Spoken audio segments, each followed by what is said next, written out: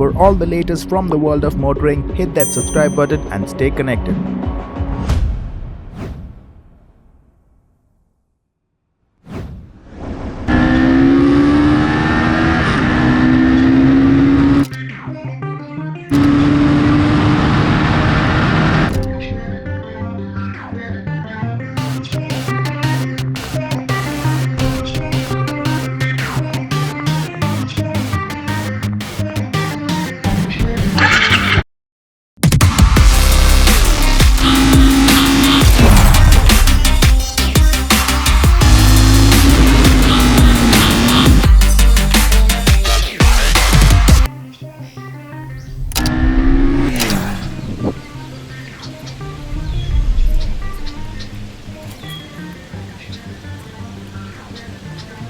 For the past many years, we have been hoping that the guys at Honda would finally update the CBR250R in a massive way.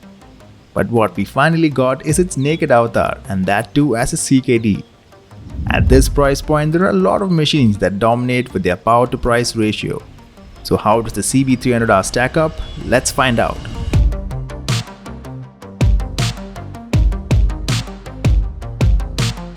The first thing that surprises you when you see this motorcycle in the flesh is the fact that how compact this machine is.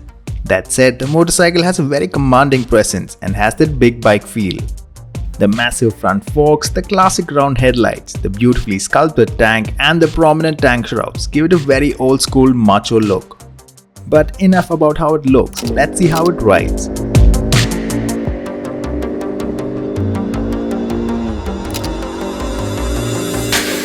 When you start this machine, if you have ever ridden a CBR250R before, you will immediately feel and hear the similarity. But get going and you're greeted by a slightly louder exhaust note and an engine that loves to be revved. All the magic happens after the 5k RPM mark and it goes past the 100 in just about 7 seconds. And it will do a 120 cruise around the 7k RPM mark and top speed is easily in excess of 150.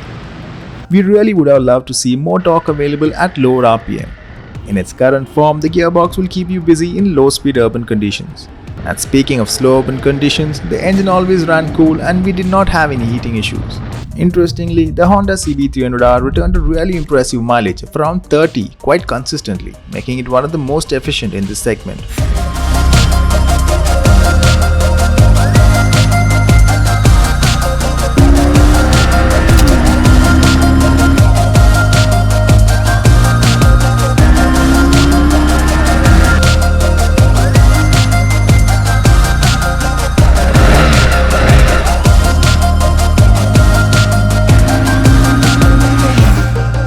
While the engine is a refined and robust strong point of the CB300R, its real highlight is its easy-to-ride nature. With a curb weight of just 147 kgs, the CB300R is just a joy to ride around town. Add to this its steep brake and short turning radius, it's about as nimble as a regular commuter bike. And when you're in the mood for some spirited riding, this light nature again comes to your aid. It feels incredibly light during the fast direction changes and surprisingly planted on the long fast corners. The riding position easily allows you to free up your elbows, making the ride quite stress-free, and the suspensions are also on the softer side. Coming to the braking department, things are kept in check by a 300mm pedal disc with a radially mounted 4-pot Nissan caliper that scrubs off speed progressively at the front. The dual-channel ABS is also supported by an IMU which evenly distributes the application of the brakes depending on wheel speed and lean angles, minimizing the chance of a slide in pretty much any condition.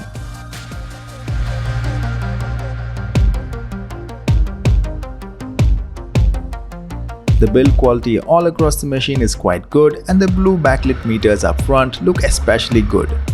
We just wish it came with a gear indicator. The ground clearance of 150mm seemed to be enough for the most bit when it's a solo ride. That said, the pillion seat is not the CB300R's strong point either.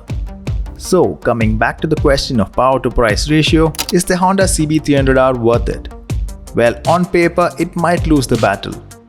But what you realize is that when it comes to real-world usability, where the focus is on ease of use, comfort, efficiency, and still having that capability to power out of a situation, the Honda CB300R checks all the boxes.